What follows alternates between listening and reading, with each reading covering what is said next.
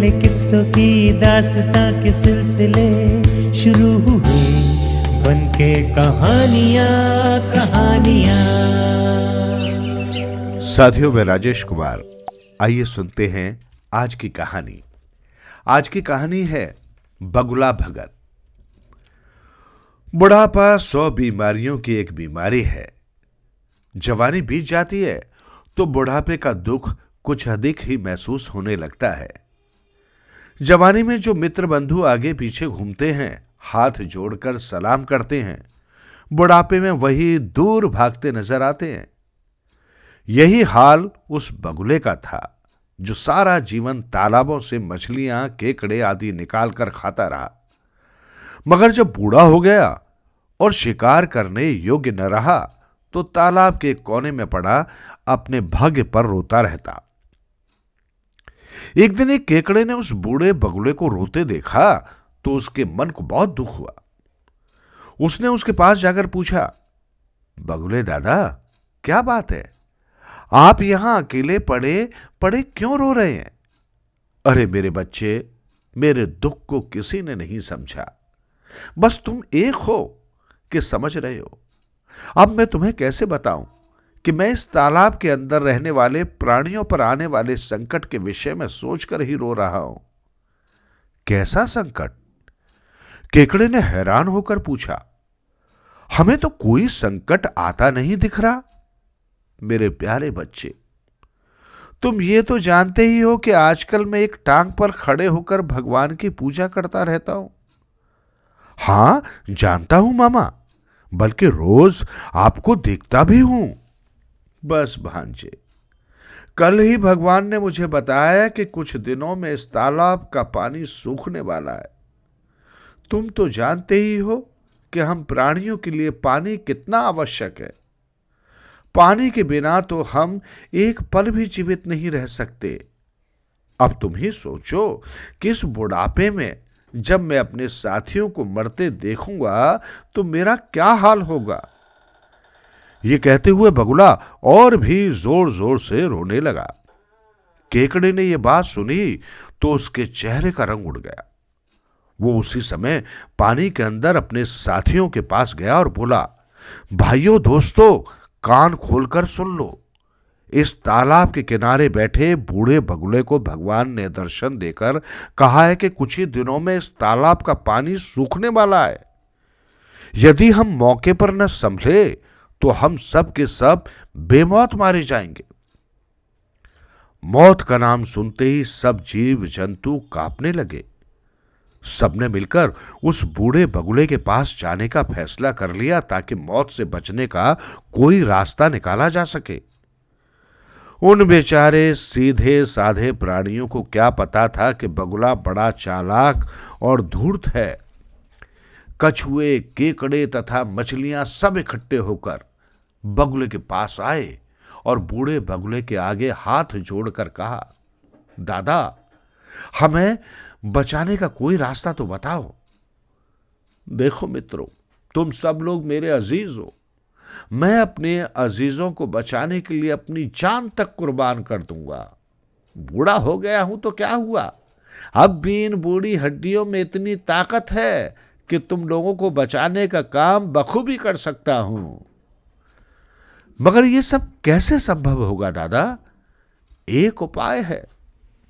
यदि तुम्हें मंजूर हो तो मैं तुम सबको बारी बारी से अपनी पीठ पर बैठाकर साथ वाले जंगल के तालाब में छोड़ाता हूं। इस प्रकार तुम सबको सुरक्षित स्थान पर पहुंचाकर आखिरी घड़ी में मैं भी पुण्य का भागी बन जाऊंगा। यह उपाय सबको पसंद आया और सभी बगुले दादा की प्रशंसा करने लगे। मगर उन्हें क्या पता था कि इस बूढ़े बगुले ने अपने जीने का साधन ढूंढ लिया है। वो इतना सीधा थोड़े ही था जो बुढ़ापे में उन्हें अपनी पीठ पर लादे फिरता। वो सीधे साधे और निष्कपट जीव उस दुष्ट की चाल को समझ ही नहीं पा रहे थे। दूसरे दिन से बगुले ने अपना काम शुरू कर दिया।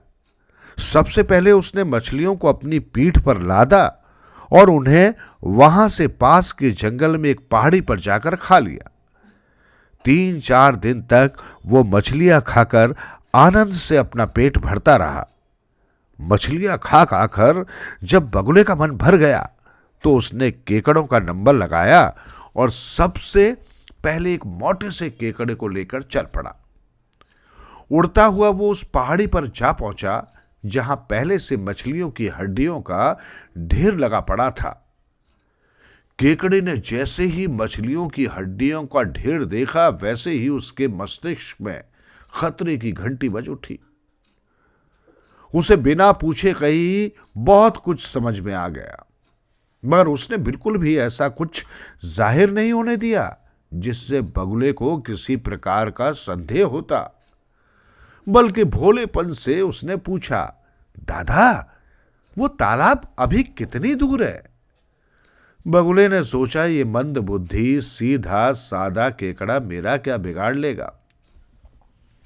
अब तो मैं इसे तालाब से बाहर निकाल ही लाया हूं, अब इसमें वो शक्ति कहां है? अतः इसे सच्चाई बताने में भी कोई हर्ज नहीं है।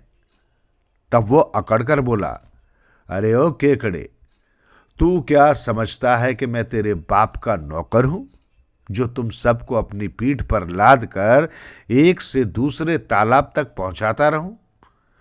मैंने तो ये सब नाटक पेट भरने के लिए किया था, क्योंकि इस उम्र में मैं किसी जीव का शिकार नहीं कर सकता।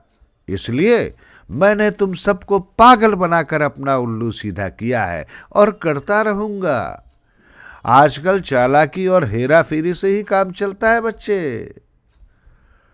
अब स्पष्ट हो गया कि यह बगुला हत्यारा है, इससे जान बचाना सरल नहीं। परंतु फिर भी उसने साहस से काम लेते हुए अपनी जान की बाजी लगाने का निर्णय कर लिया। उसने सोचा कि यदि मैं मरूंगा तो इस बगुले को भी साथ लेकर मरूंगा। इससे मेरे बाकी के भाई बंधु तो बच जाएंगे।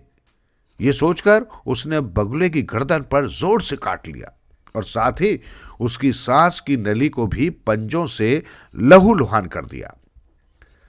दर्द के मारे बगुले के गले से एक चीख निकली और चीखता हुआ वो बोला, अरे अरे, ये क्या कर रहे हो? छोड़ो। वही कर रहा हूं जो तेरे जैसे धोखेबाज और पाखंडी के साथ करना चाहिए। यदि अपनी जान बचाना चाहते हो तो मुझे इसी समय मेरे तालाब पर वापस ले चलो, नहीं तो जान से मारकर ही दम लूंगा। अब बगुले के सामने और कोई चारा नहीं था। वो केकड़े को वापस उसी तालाब पर ले आया। केकड़े ने अपने साथियों को इस बगुले की काली करतूत के बारे में बताया तो एक भारी कछुए ने उसे पानी में घसीट लिया और सारे जंतु मिलकर उस बगुले पर टूट पड़े। उस धोखेबाज और पापी की जान लेकर ही सबने शांति की सांस ली।